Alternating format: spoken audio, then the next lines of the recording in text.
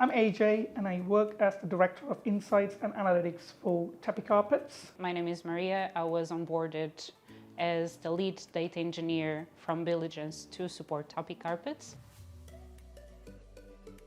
In terms of immediate problems, there were growing volume of data, there were issues in accuracy, and there were scalability problems where lots of questions were put on the data team. As part of the growth journey that the business was going through, it needed the data foundations and architecture to be able to support that growth. So it was a strategic exercise as opposed to a cost-cutting exercise, if I may frame it that way. We had a legacy data warehouse called Jet Data Warehouse. It couldn't handle the volume and the complexity of the business logic that was growing every day. The business needed the reports to be updated fairly quickly, and there were conversations, how do we go about implementing some of the advanced data solutions? Underlying issue was that we didn't have the right architecture. The main goal was that how can we reduce the effort we need to be able to produce the data solutions the business was needing, and how easily could we do that? Based on the chosen tools by Tapi Carpets, we wanted to make them work. We wanted to prove that they actually worked and they were good enough to serve Tapi's immediate and long-term needs. The second part is to actually prove that we could build something that was robust enough. We didn't need a solution at the beginning. We were fine being able to use self-service BI tools to be able to satisfy all the requirements. As in any business, when the BI/data teams, when they are born, the immediate focus is never to focus on building the capabilities, but rather to deliver the value the business needs from data. Knowingly, we were accumulating a fair bit of technical debt as part of the process, because you can't focus on building the foundation and delivering value when you're starting a small team and then to deliver what's the business needed. So we needed to first focus on the value delivery, which we did for a fair bit of 12 months. We proved the value and the business was happy with what they are getting from data and how they are able to monitor and measure the performance. But we also needed to then eventually focus on the data foundations, which were really missing at that stage. So we started by an architecture assessment where we provided options for Tapi to choose from. Based on those options, we went for one where we started with a proof of concept, what we call a POC. So we've taken this POC, we're having in mind a use case chosen by Tapi Carpets and the long-term needs of Tapi Carpets as well. So we built something that was automated at a certain level and that was robust enough and easy to maintain by Tapi. So we built what we call a metadata-driven pipeline. And after everything was proven, we came in to support Tapi to migrate all the other use cases they have.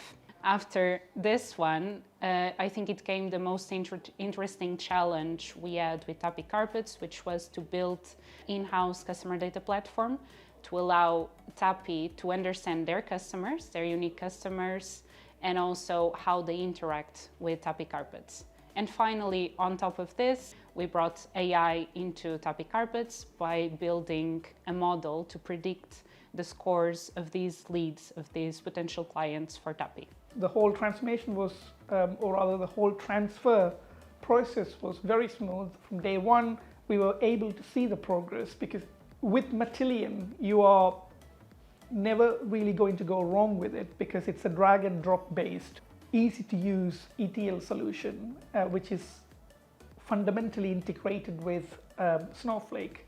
We almost treated our phase one as proof of value, and then we were able to execute that first phase, and within 8 to 12 weeks, we were up and running in the new tech architecture, feeding all of our reports and analytics immediately. The speed at which we were able to deliver on data solutions were huge. On one side, we have Matillion, which is the ETL or ELT, which stands for extract, load, and transform, which was the main tool that we used to orchestrate all the jobs and also to transform the data to bring insights to Tapi. So on the other side, we also have Snowflake, to be used to store the data, but also most recently to be used to store the machine learning model and to run it to bring the insights. So the first one started with a POC, and it was around how can we make this robust, how can we automate the process as much as possible, how can we make it scalable and easy to maintain by the Tapi's team. Then the second one was how can we identify unique customers within Tapi and how can we understand their interactions. And then finally the third, so Tapi went through an upgrade of their source system between Dynamics Nav and Dynamics Business Central. And we needed to change the pipeline to accommodate these source changes. The first one, it required a lot of discussions with Tapi, so a lot of thought process, a lot of researching for the best practices, how we can make this work now and how can we maintain this in the future. And then once we got to that point, we started implementing it. And again, this required a lot of thought process, trying to understand Tapi's requirements, how they identify customers, what means for them that they are unique. And again, based on this, we then dived into the data to understand how customers interact with Tapi and how we can drive the information they want to from the data they have. It's interesting because it also proved the first challenge we had, that we needed to make something robust and scalable, which we actually proved because it was easier to change than we actually anticipated when we were looking at the problem. So once they upgraded, it was actually quite straightforward once we understood the requirements and the changes that occurred on the source to mimic those into the pipeline we've built. We made sure that VPN-based IP controls are in place, multi-factor authentication is in place, and the way how different tools talk to each other between Matillion to Snowflake, both are underpinned by an Azure architecture. The security comes with it. And then our BI solutions are also linked to the data warehouse through secure IP address-based allowance, which meant that we were very sure that we have all the means to know that the data is secure and it's always within the right access levels. We went from scaling all of our data extraction process from our source systems. We started with about 10 tables.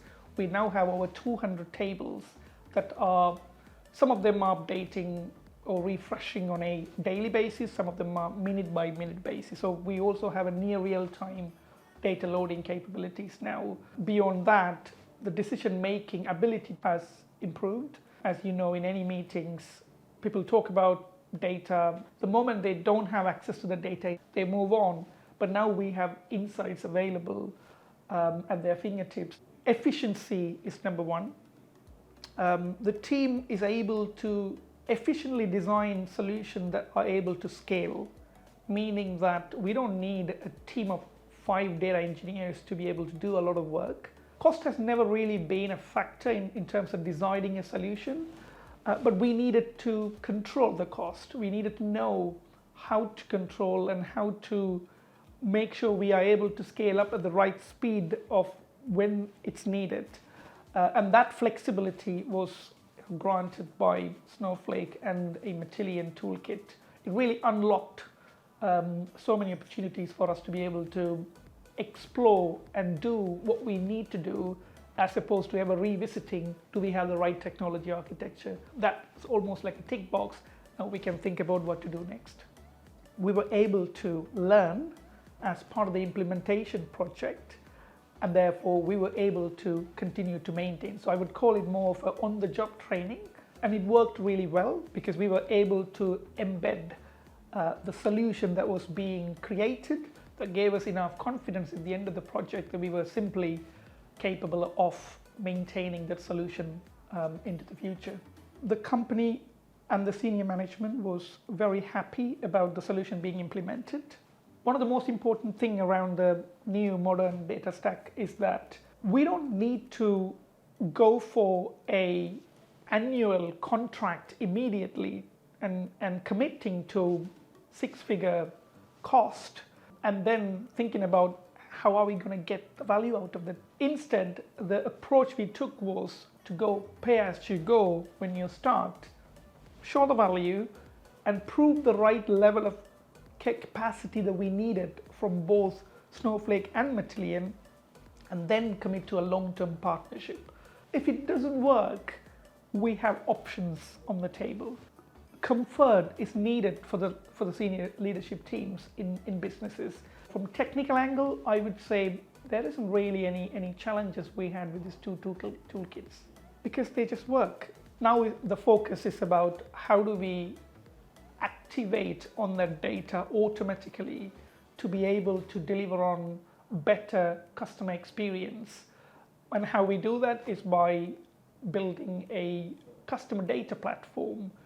Now that I know what sort of tools work best for small to medium-sized companies particularly,